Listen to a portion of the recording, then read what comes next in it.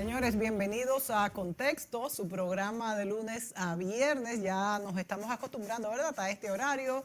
En la mañana, a las 9 de la mañana, y en la noche, para los madrugadores, a las 12 de la noche.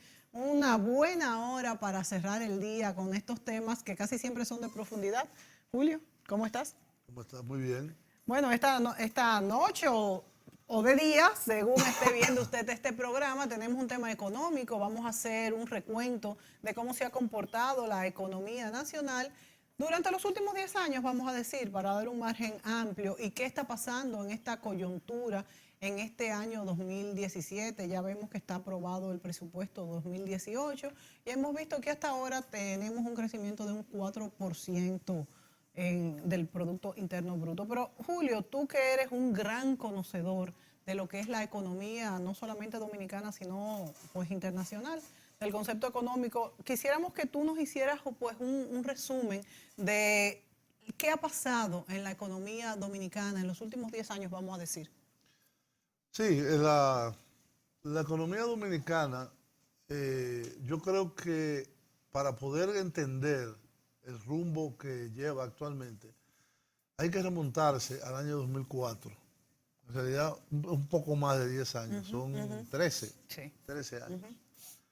¿Por qué el 2004? Porque nosotros, entre el año 2002 o 2003-2004, se sufrió una gravísima crisis financiera que a su vez afectó a todo el tejido social.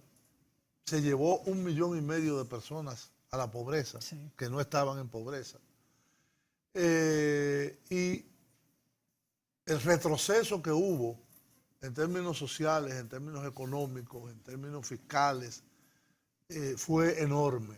Lo que, para que tengan una idea, lo que se destruyó en esos 2 años fue prácticamente el resultado desde el año 1992 de comenzar a reducir la pobreza y iniciar una época de crecimiento después de la gran crisis de 1990 del segundo mandato del presidente Joaquín Balaguer. Entonces, la economía dominicana, que había despegado, como decía el presidente Balaguer, y después lo retomó el presidente Fernández, como un avión volando a 40,000 pies de altura, tuvo un accidente terrible. sí. Y una crisis bancaria fue abordada de una forma totalmente desacertada. No quiere decir que la crisis bancaria la causó directamente el gobierno, aunque hubo causas de sus políticas que llevaron a esa crisis bancaria. Pero esa crisis bancaria pudo resolverse de otra manera, y no con el rescate de todos los depósitos, absolutamente de todos, los pequeños, los medianos Y los enormes. y los enormes, con dinero inorgánico del Banco Central de la República Dominicana. Aunque se dice, Julio, que si esto no hubiera pasado, hubiera habido un gran efecto Se puede dominó. decir lo que quiera. Sí, pero fue lo que la pasó. pregunta, pero aquí viene la pregunta mía. Aunque se dice que hubiera habido un gran colapso, un efecto dominó en la economía, ¿tú no crees que se hubiera podido llegar a un término medio, Con no papa. constituirse Término medio con papa. con papa frita? Sí. Bueno, pero un término medio de no solamente devolver $500,000, sino No, pesos. Es lo que dice la ley monetaria. Por eso es lo que dice, el otro fue inconstitucional. Pero devolver quizás hasta 5 millones, por ejemplo, No, o es hasta que tú 3 no millones. puedes violar la ley. Pero es que se violó. Sí, pero no lo puedes hacer. Es decir, si existe la ley, es para cumplirla. Y si esa ley monetaria y financiera que fue aprobada en el año 2002. Y de hecho no se ha modificado para si hay otra quiebra que se... No, pero es que eso es así. En los Estados Unidos, el FDIC, el Federal Deposit Insurance Corporation, que es el Seguro Federal de Depósitos, te garantiza $100,000. ¿Y tú crees que no hubiera habido un colapso de la economía ¿A dónde? aquí en la República Yo Dominicana? pienso que no. ¿Tú crees que no, que se hubiera? Yo conversé con banqueros de muy alto nivel que no quebraron. Sí. Porque acuérdate que yo en el 2004 fui asesor económico del Poder Ejecutivo. Y tuvimos varias charlas y ellos decían que no, que fue una solución salvaje de haber, y claro, cómplice de todos esos depósitos que no se saben los orígenes. Ahí hay inclusive algunos,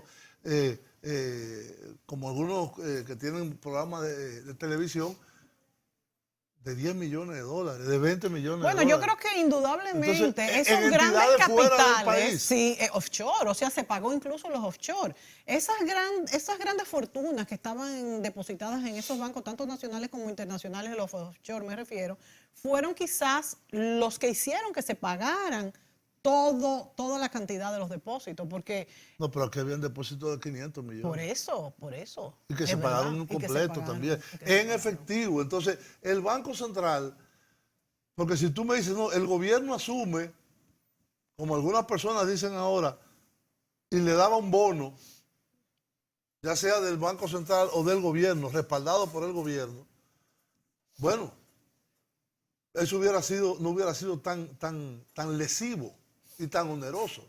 Pero haber tomado emisión monetaria y haber emitido Inorgánica. el 14.5% del PIB dominicano para salvar a los depositantes, sobre todo de un banco, pero de 3 en realidad, Sí, sí. porque fueron 3 Claro. los que fueron cerrados, y haber previamente otorgado unas grandes facilidades de crédito también fuera de la ley, fue lo que llevó al colapso en el 2003-2004. Y fue lo que llevó a Y la tener que inflación, hacer estos certificados del Banco Central a unas tasas altísimas para desmonetizar todo cuando hubo el para- cambio de gobierno en el 2004, el Banco Central estaba refinanciando, porque usted si tira una montaña de dinero a la calle, usted no puede dejarlo ahí porque la inflación se le va a ir a 3.000%, Entonces como hay que está en recogerlo. Venezuela ahora, Pero hay que recogerlo y a qué costo, porque es que fue un costo altísimo. a 60% al principio. Se hicieron grandes fortunas ahí, ¿eh? Pero evidentemente, imagínate que te paguen 60%. Yo creo que mucha gente, yo estoy segura que mucha gente cogía prestado en los bancos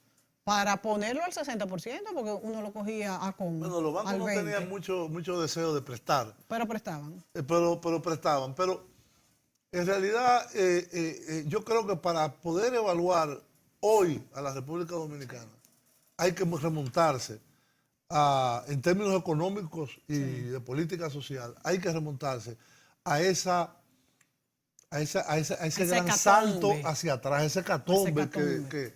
que sufrió el país y que, como dije al principio, dejó 1,5 millones de personas adicionales en la pobreza, que habían salido de la pobreza. En el año 2000, cuando el presidente Fernández le entrega al presidente Hipólito Mejía el poder, según las cifras del Banco Mundial, la República Dominicana había reducido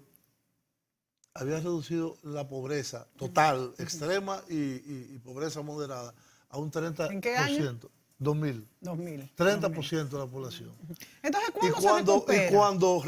cuando volvió en el 2004, cuando perdió Hipólito Mejía en el 2004 y ganó otra vez Fernández, teníamos 51% de pobreza.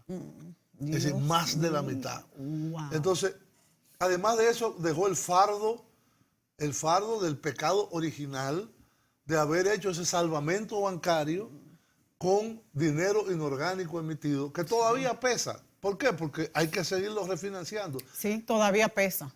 Y mucho. Claro. Y Esa mucho. deuda cuasi Y por fiscal. suerte, ha habido un manejo Sí. por parte del Banco Central que ha permitido retomar el crecimiento económico, y por parte del gobierno, sus políticas Claro. de inversión. Bueno, de hecho, eso y ha sus mantenido políticas al PLD en sociales. el poder, no es otra cosa. Exacto. Eso es lo que ha mantenido al PLD Baja en el inflación, poder. Baja crecimiento inflación, económico. tasa moderada de la tasa del dólar. O sea, si el PLD está en el poder en este momento es precisamente por el manejo que ha tenido de la política económica. Eso es indudable. Así mismo es. Entonces, yo creo que ese es el contexto del cual uno debe de partir, porque en el año, yo me recuerdo en el año 2004, yo fui parte del equipo económico en ese momento. Nosotros teníamos atrasos de pagos internacionales, atrasos con el Club de París, atrasos con los bancos comerciales. Teníamos que renegociar con el Fondo Monetario Internacional. teníamos atraso con el Banco Mundial y con el Banco Interamericano. Es decir, el país Se estaba... tuvieron que poner en circulación los bonos, Los bonos soberanos, fueron antes, los bonos soberanos. Sí. Eso Pero fue después, uno de los- y después del salvamento no hubo otros, Julio. No. ¿Cuándo fueron los No, próximos? no, después nadie nos prestaba. Nadie nos prestaba. Nadie nos prestaba. O sea que Ahí fue que tuvimos que fajarnos Sí, después sí. de agosto del 2004 a renegociar. ¿En toda qué esa año deuda. fueron los primeros bonos soberanos? 2001. 2001, Y después en sí. 2002. Y Antes de la crisis. Ajá, antes de la crisis. Vámonos a la pausa. Y para que tú nos expliques entonces en qué momento la economía comienza por un desfiladero otra vez ascendente después del 2004. Y en esa época de los bonos también fue fuerte. Fueron 4 años fuertes esos de antes de la crisis bancaria, aunque había un boom económico provocado porque había mucho dinero en la calle. Sí. Pero vamos a la pausa y volvemos.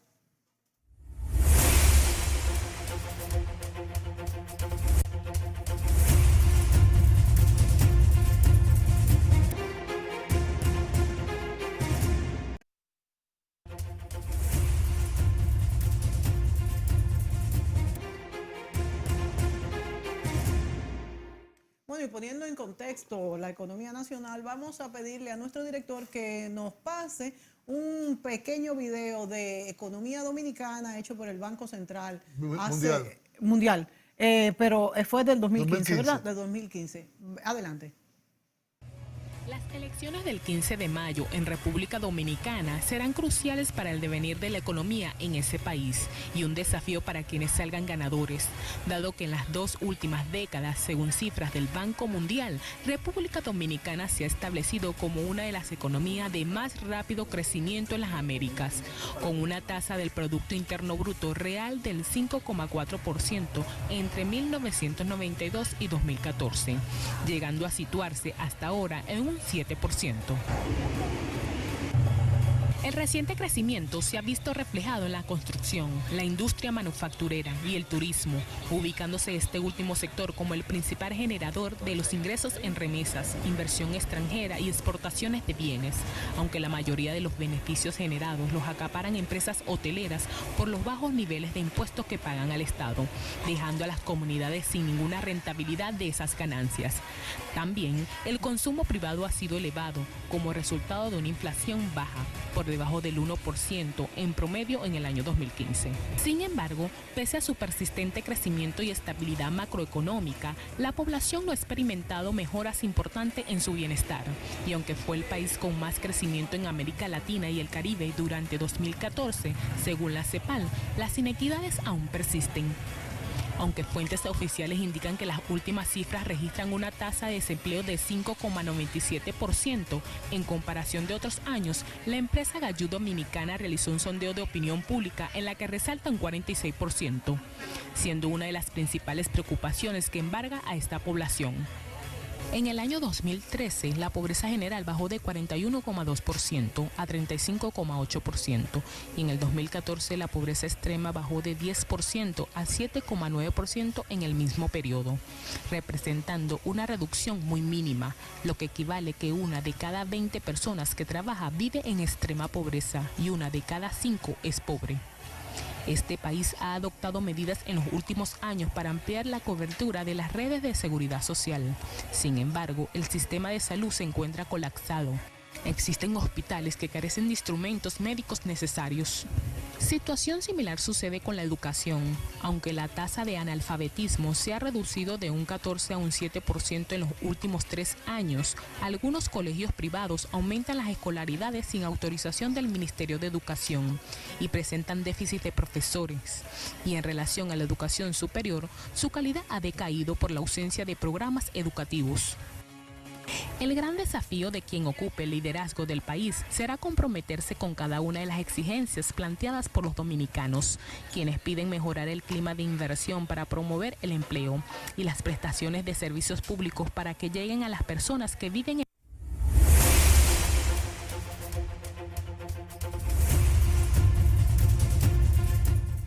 Bueno, Julio, yo creo que los políticos muchas veces no están lo suficientemente comprometidos con todos los problemas del país, no solamente en la República Dominicana, sino en general. La verdad es que Aquí, en este video que corrijo, es de Telesur, hecho con datos del Banco Mundial.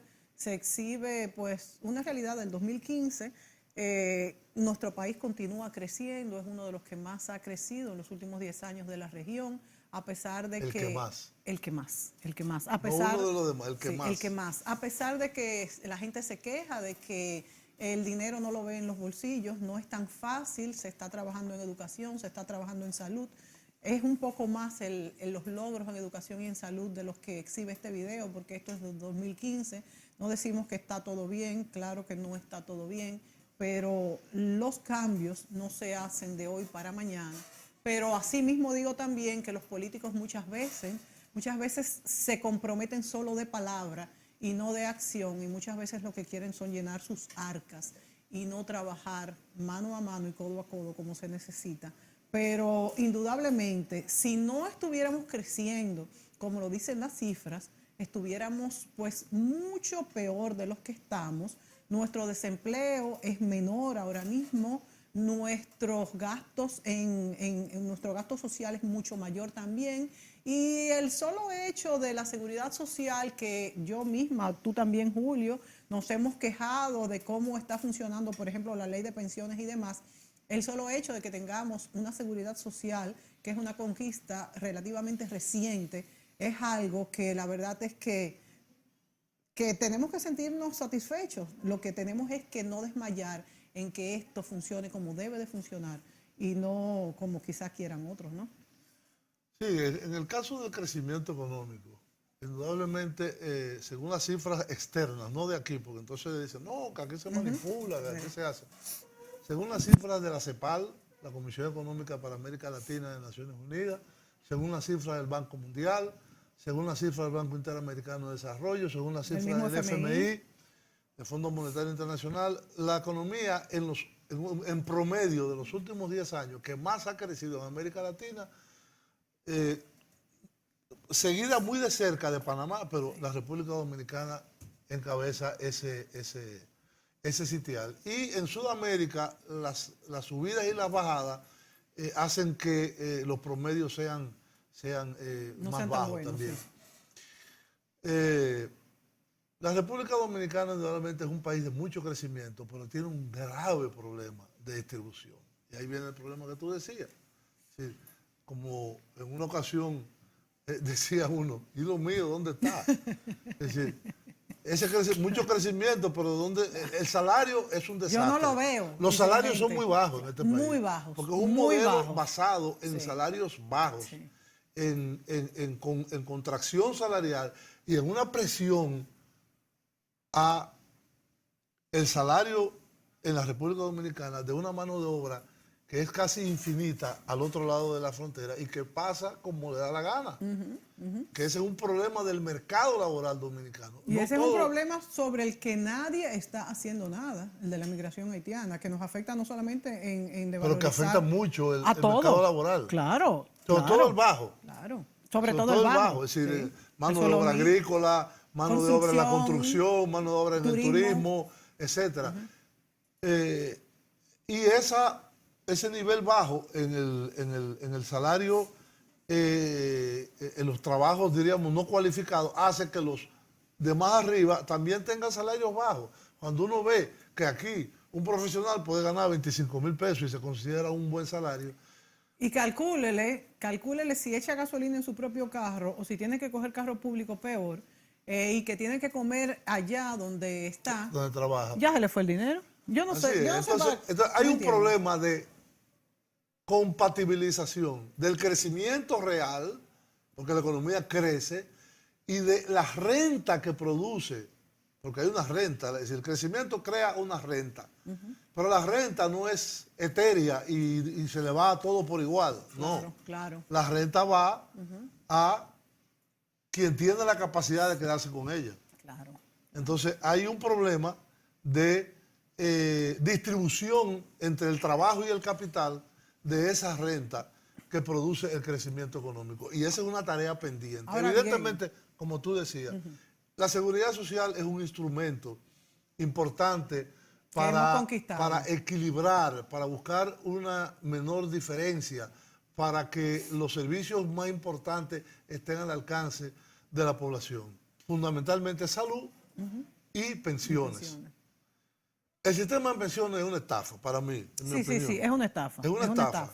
El sistema de pensiones es una cosa para que una gente ahí se ganen unos altísimos salarios, pero aquí en 13 años, desde el año 2003 que comenzó, en 14 años de existencia del ahorro obligatorio de todos los asalariados en pensiones, no se ha dado una sola pensión, una. Es que se supone que no han cotizado las 36... No, los 30 meses. 30 años. 30 años. 30 años. Los 30 años. ¿Tú sabes cuándo comenzarían las primeras pensiones por vejez? En el año 2033.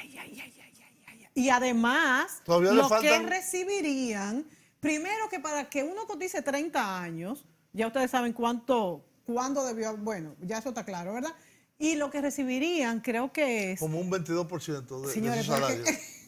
Mira, vámonos a la pausa, Julio, porque es que eso es increíble. Yo soy una abanderada de la seguridad social y me siento sumamente satisfecha de que una muchacha de servicio tenga un carnet de seguro y pueda ir al médico a atenderse. Pero las pensiones, señores, esa es la más grande estafa. Yo creo que si usted lo economiza, le va a ser más rentable. No, y hay otro elemento que hay que tomar en cuenta también en las políticas sociales, que es el sistema educativo, que ha mejorado muchísimo. Muchísimo, no, y esa tan extendida, por más que la critiquen, porque dicen... No, yo no la critico. No, pero la critican mucho. Que yo no sé por qué. Que, mira, dicen que no es lo que debe hacer porque no hay profesores buenos, que deberían enseñar música, que deberían enseñar pintura, que deberían de... Muchísimas cosas, pero señores. Yo quiero ser papa.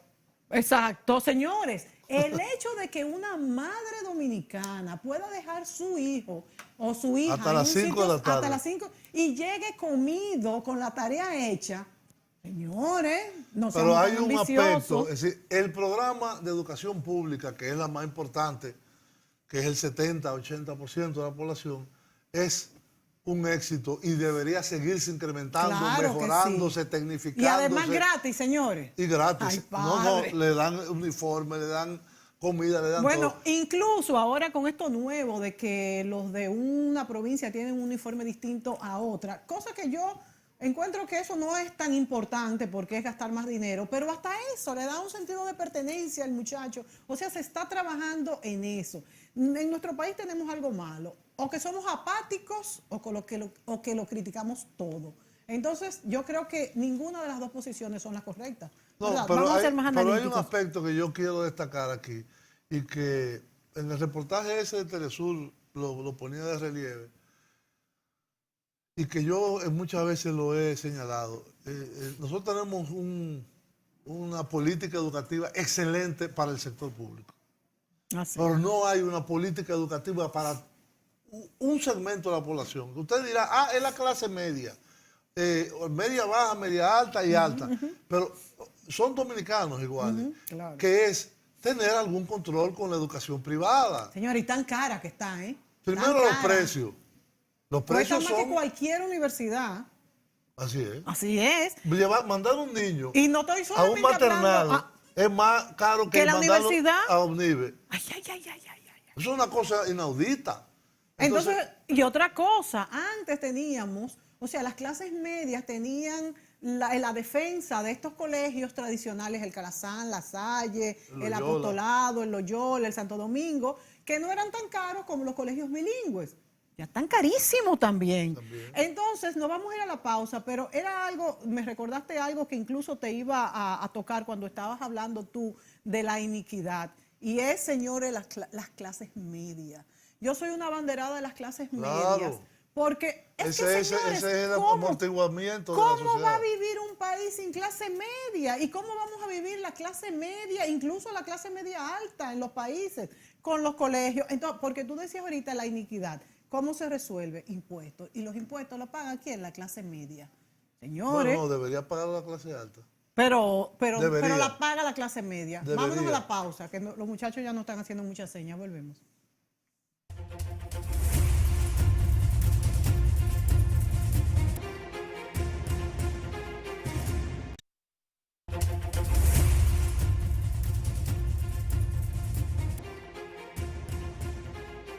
Bueno, Julio, creo que sería interesante ya concentrarnos entonces en la coyuntura actual. ¿Qué está pasando? ¿Estamos creciendo? El Banco Central y el gobierno ha tomado una serie de medidas también que han dado resultados. La economía sigue pues manteniéndose. Este año no ha crecido como el año pasado, pero tenemos creo que un 4% del PIB A septiembre, acumulado, ¿verdad? sí, y la proyección tanto de los organismos, el Banco Mundial dice 4.8, el Fondo Monetario dice 4.9 y el Banco Central dice 5, que es lo que se llama el potencial de crecimiento de la economía. En realidad, la economía dominicana se ha visto afectada por una disminución, que ahora se usa mucho el término ralentización, un término que viene del francés, un galicismo. Es una reducción del ritmo de crecimiento. No quiere decir que sea una caída en el crecimiento. Entonces, esa reducción en el ritmo de crecimiento se ha visto en algunos sectores, como la construcción, que cayó en términos negativos, y que era uno de los puntales. Y para eso, entonces, el Banco Central ha adoptado una serie de medidas. Ahí ustedes tienen en pantalla la tasa de política monetaria, que es el costo del dinero para los bancos. O sea, esto es a la tasa que el Banco Central, a septiembre, exacto, que sirve no, de referencia para los préstamos. A los bancos. Por eso, que sirve de referencia para los bancos para prestarle al público, ¿no? No. Esa no es la tasa que usa el Banco Central. Si un banco le dice, préstame 1.000 millones, esa es la tasa, ese es el costo del dinero para el Banco Central. Lo usan muy poco, pero es una tasa de referencia. Por eso es lo que te digo, Julio, sirve de referencia. Es una tasa de política monetaria. Sí.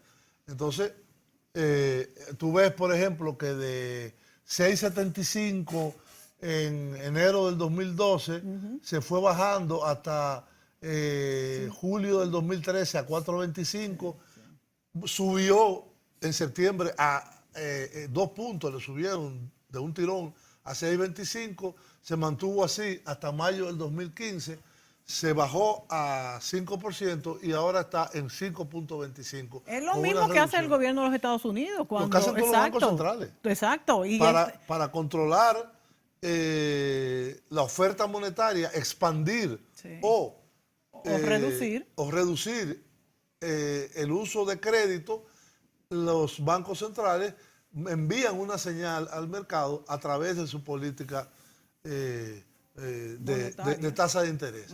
Entonces, en este caso, en julio de este año, el Banco Central vio que había una caída muy grande de la demanda de crédito en el mes anterior, en junio, casi a cero en el sistema financiero, pero que había un exceso de liquidez en la banca bancario. Y entonces tomó una serie de decisiones para que esto no afectara negativamente el ritmo de crecimiento, o más negativamente el ritmo de crecimiento.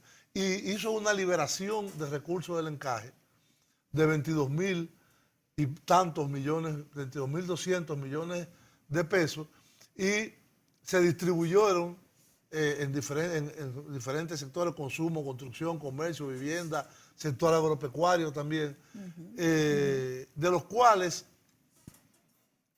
a septiembre habían ya sido utilizados 12.600, pero a la fecha actual esos recursos han sido prácticamente agotados y se han prestado 30.000 millones de pesos, de los cuales, adicionales, de los cuales la banca ha usado parte de su liquidez para complementar los recursos liberados por el Banco Central. O sea que esto, combinado con la reducción del interés, ha dado resultados. Así es para incrementar el consumo, y que ese consumo reactive la economía o el nivel de la actividad económica.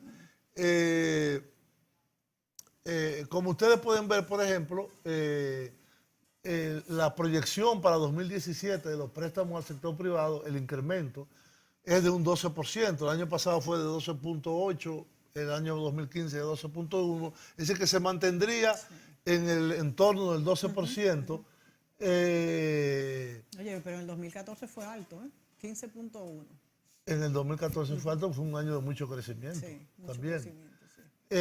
Entonces, en la siguiente gráfica, vamos a ver cómo, lo que yo le explicaba, ven que a junio Sí, el sí. medio circulante pasó casi a un nivel nulo, es decir, el uso de los recursos, de la demanda de dinero por parte de las instituciones financieras y del público, en junio pasó prácticamente a cero. Ahí fue que vinieron. Y en fíjate julio. cómo funcionan las políticas Mira monetarias. cómo subió al Mira cómo 7% subió, ya. claro. En septiembre y a octubre y noviembre también ha seguido incrementándose hasta que recientemente, creo que fue el 7 de o el 5 de septiembre, de noviembre, el Banco Central, el gobernador del Banco Central y su equipo de trabajo anunciaron que ya habían sobrepasado los 30.000 millones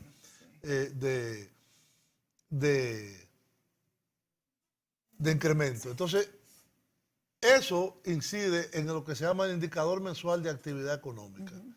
Eso es un indicador que tiene el Banco Central que le da a uno una idea cómo evoluciona la economía cada mes del año.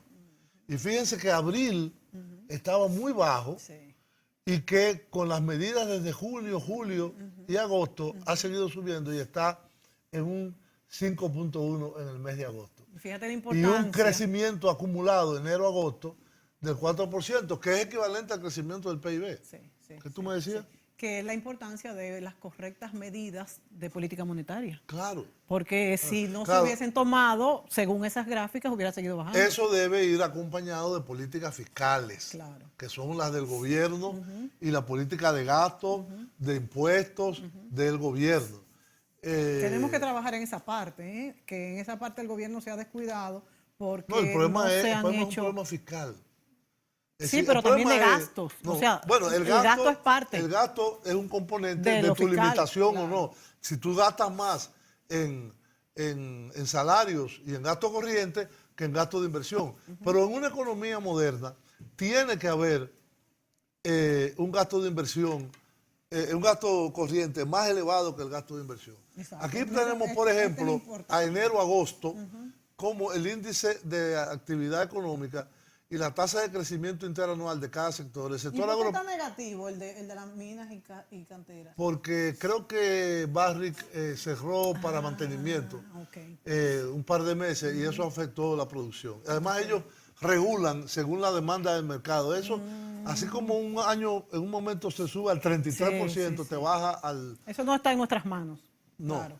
no. Y además es un sector muy específico el de Y es un minas. sector que no se ve también, que a mí me preocupa mucho cuando ese sector sube mucho, se refleja en las cifras, pero no se refleja en lo que es el movimiento económico del país. Así es, así es. Pero tenemos, por ejemplo, el sector agropecuario, que es un sector de mucha importancia, 6.4 de crecimiento, Sí, excelente. la manufactura local, es decir, la industria local, Importantísimo. 2.9, casi un 3, la zona franca 5.7, No, la construcción, cero. está en cero, ¡Wow! ¿Y por qué? pero estaba en Julio? negativa, Sí, estaba en estaba negativa. en menos 2.9. ¡Wow! Ojalá termine en números azules. Ojalá que sí, porque la construcción es uno de los sectores que más El que- dinamiza la el que economía. más, Sí, yo Balaguer creo. lo decía, el presidente Pero hay un Balaguer. problema de la construcción pública, Sí, claro, que que está estaba... rezagada. Ujú. No, y que en los años anteriores la construcción pública, estaba en auge. no tanto la privada, que hasta cierto punto es más importante porque, bueno, pues el crecimiento económico privado es el que debe de primar más que el público. Así es. ¿Nos vamos a la pausa? No, yo quisiera destacar que el La sector gráfica de turismo, nuevo. con hoteles, bares y restaurantes, está a medio de agosto creciendo un 7.5. Fantástico. El turismo le ha ido muy bien este el año. sector comunicaciones, que estaba muy rezagado, está en 3.9. Transporte y almacenamiento en 4.7. Comercio en 3.3. Y otras actividades de servicio en 3%. El sector servicios en general está en un crecimiento de 4.2 con un puntero el turismo y eso es fundamental. Fundamental. Porque este es un país que Este el es un país- turismo... este es un país pequeño que no tiene grandes riquezas, o sea que No, lamentablemente... pero la riqueza es nuestra ubicación, Bueno, nuestro sí, clima. exacto, Eso pero es una riqueza. es para dar servicios. Que aunque el servicio es algo muy vulnerable a situaciones externas, pero hemos visto que en los últimos 30 años los países se han destacado por servicio. Mira, por ejemplo, Singapur y todas estas grandes Así economías es con servicio que se han Así hecho es. ricas. Bueno, pues ahora sí nos vamos a la pausa, pero volvemos.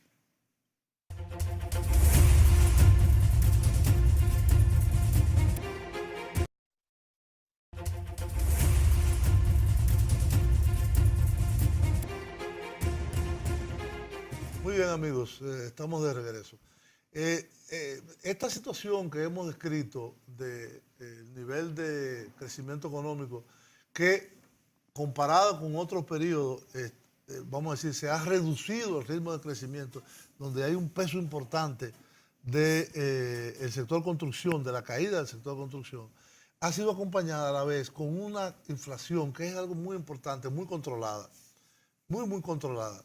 En el periodo de enero-septiembre de este año, la inflación acumulada es 2.4, 2.42. Teniendo en cuenta que el objetivo de inflación en el programa monetario del Banco Central es 4% más o menos 1. ¿Eso qué quiere decir? Que puede ser 5 como puede ser 3. Exacto. Lo que quiere decir que esa tasa de inflación anualizada o acumulada está por debajo del piso del objetivo de tasa de inflación, que es 4 menos 1, en este caso sería 3. Eso es algo muy importante porque le da certidumbre, le da capacidad de previsión a los agentes económicos y a los consumidores, que es algo muy importante. También podemos ver, por ejemplo, que el saldo en cuenta corriente, ¿qué es? Es la cantidad de dólares que entran y que salen de la economía. Y a septiembre, después de muchos años en negativo, tenemos un saldo en cuenta corriente positivo en 312 millones. Wow, pero eso está muy bien. Que veníamos de 2.600. Mientras más rápido es el crecimiento, más alto es el negativo del saldo en cuenta corriente. Porque importa mucho. Ah, porque importas mucho. Claro, Sí, es decir, hay mucha importación. Sí. Entonces, fíjense cómo ha ido pasando, pero también tiene que ver con la política monetaria y la política cambiaria del Banco Central y del gobierno en la parte fiscal. De 2.700 millones a 1.800 en 2013, a 1.200 en el 2014, a 500 en el 2015, a 384 en el 2016, negativos todos, a un positivo a enero-septiembre del 17 de 312 millones. Pero entonces, Julio, tú dices que esto ha sido porque estamos importando menos. Estamos importando menos, pero ¿hasta qué punto esto es bueno o malo? Bueno, por un lado es bueno y por un lado es malo. Bueno, por eso te digo, es decir, que el saldo en cuenta corriente sea positivo es muy alentador. Sí. Pero a la vez podría reflejar una reducción de los ritmos de importaciones, que no necesariamente es ni bueno ni malo. Porque a lo mejor nos estamos supliendo de cuestiones de productos propios, autóctonos, que no creo que sea el caso, pero si fuese así, fuera excelente. Sí. Yo, por ejemplo, haría todo lo posible por desestimular las importaciones de automóviles, Sí. estimular las importaciones de automóviles eléctricos, híbridos. Ahí ustedes lo ven en términos de ingresos de divisa, como los ingresos por turismo en el 2017 están creciendo a un 7.7. Las exportaciones de zonas francas y nacionales también han crecido. Las remesas familiares un 13.4% han crecido en lo que va de año. Y la inversión extranjera ha crecido un 2.5%. Y los ingresos totales en divisas superan en 1.174 millones los registrados en el mismo periodo del año 2016. Y el hecho de que la inversión extranjera directa haya crecido tanto es un indicador de la confianza de los agentes. No es tanto, porque 2.5 es moderado, pero bien, es crecimiento positivo. Y eso quiere decir crecimiento en la inversión de extranjeros que confían en el mercado dominicano o con el turismo dominicano para seguir creciendo. Ahí hay un factor importante, antes de ir a las reservas. Como ustedes saben, en este año 2017 se presentaron una serie de fenómenos atmosférico, de ciclones, de huracanes en la región del Caribe, que dejó unas devastaciones casi bíblicas. En el caso de Puerto Rico realmente es terrible el nivel de devastación. La isla de San Martín, que es un gran destino turístico, Antigua y Barbuda, la costa de Cuba. Bueno, eso nos favoreció muchísimo en el turismo. Es lo que estoy diciendo. Es decir, todo esto, cuando concluya el 2017, según las estimaciones que yo he escuchado de personas especializadas en el sector turístico, podría desviar una gran cantidad, cientos de miles de turistas que irían a Cuba o a Puerto Rico o a San Martín o a las otras islas o a Turks and Caicos, y que evidentemente ahora, como Dominicana no fue tan tocada en su infraestructura turística o no fue tocada, podrían venir aquí. O sea, claro, que se espera un final de año muy bueno. Muy bueno para el sector turismo, y evidentemente hay otras alternativas. Sigue estando Cancún, sigue estando Jamaica como los dos grandes competidores de la República Dominicana. Entonces, en ese contexto, vemos cómo las reservas internacionales al mes de septiembre del 2016 crecieron en 1.000 y tantos millones. Del año pasado, ¿no? No, este año. Ah, respecto a septiembre del año pasado. Sí. Okay. En los últimos 2 meses, estamos hablando de septiembre, en octubre y lo que va de noviembre, que ya estamos en el 21, se ha reducido un poco. Pero eso no es significativo. Hay alguna gente haciendo especulaciones. ¿Por qué, Julio, se ha reducido? Porque hay pagos que hay que hacer, hay consumos que hay que pagar, pero hay al final de año también más ingresos, hay colocaciones de bonos soberanos pendientes. Sí. Es decir, realmente eso no significa que las reservas se estén reduciendo catastróficamente. Para concluir, es que la República Dominicana va a concluir este 2017, según las proyecciones del Fondo Monetario Internacional, con un crecimiento de 4.8%. Probablemente sea más. Y solamente superada en las proyecciones del fondo por Panamá, que tendría un 5.3%, y en tercer lugar Nicaragua. Para el 2018, las proyecciones del FMI apuntan que la República Dominicana será la economía que más crezca en el 2018 y seguida de Panamá. Entonces, ese es el resumen de la economía. Qué halagüeño. Que es muy halagüeño. Muy halagüeño. Esperemos que así sea, que el 2018 sea un año económicamente bueno para todos, porque cuando hay certidumbre económica, señores, se consiguen otras cositas más que también son importantes, quizás más importantes, pero la certidumbre económica pues es definitivamente pues lo que rige la vida nacional, lamentablemente, ¿verdad, Julio? Y de todos los países. Sí, de todos los países. Señores, será hasta otra entrega de Contexto. Siga con nosotros.